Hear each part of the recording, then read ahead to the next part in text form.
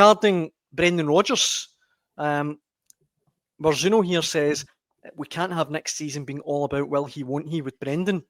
And I think that's a very good point. I mean, incoming transfers will want to know, look, am I playing for you long term? Are you going to be leaving?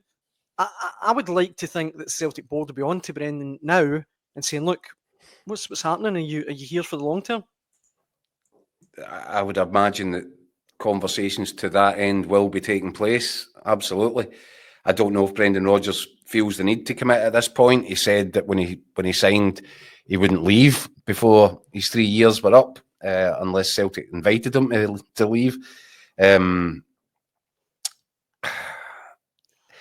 I certainly see the sense in this that you don't want it becoming a soap opera.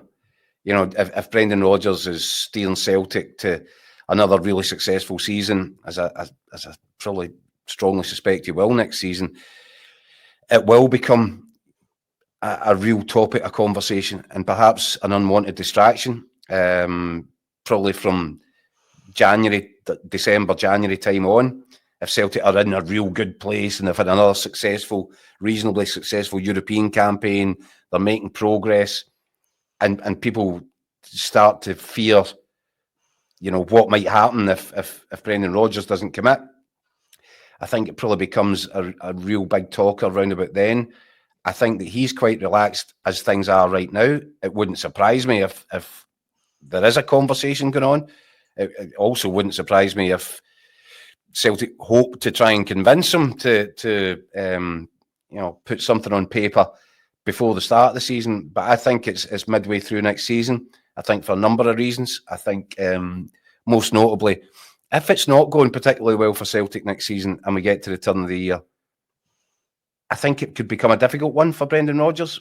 We've seen, just let's humour me for a second, to just say Rangers get it all spectacularly right. They managed to rebuild a squad in zero time. Mm-hmm. They appoint, let's say, Davide Ancelotti, and the guy is an absolute genius. And not only are Rangers much improved, but they get ahead of Celtic. They win the first Old Firm game. And the pressure begins to mount on Celtic. And then Celtic don't enjoy the same sort of Champions League campaign that they did last. By the time it gets to December time, you've seen, and we've talked about this sort of, there is that element of entitlement around Celtic. They will not react well. Mm. So would Celtic want to have binded themselves to an agreement?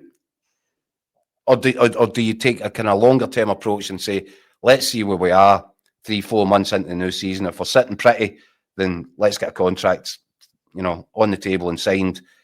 And if it's becoming a bit testy, and if patience is running out, and if some old sores are reopening, then maybe it's not a great idea for either party. So, but yes, I do agree with that. You don't want it becoming a soap opera. You don't want it becoming, a weekly issue. But I think first and foremost, Celtic want to get the campaign up and running and get a feel for how it's looking.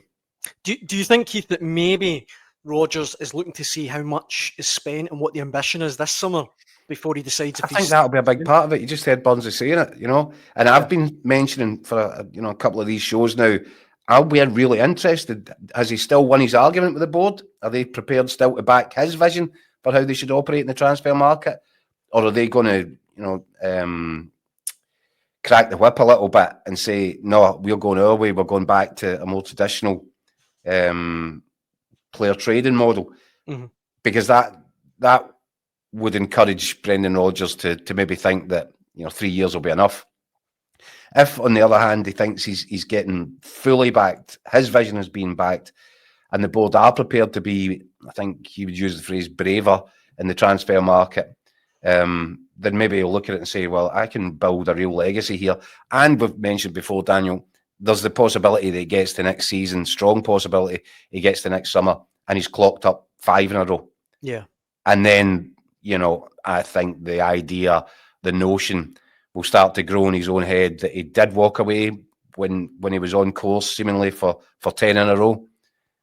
And that should have been a once-in-a-lifetime opportunity. And if you get to 5, all of a sudden, it's not a once-in-a-lifetime opportunity. It's just opened up again. And that will appeal to him. I'm sure it will.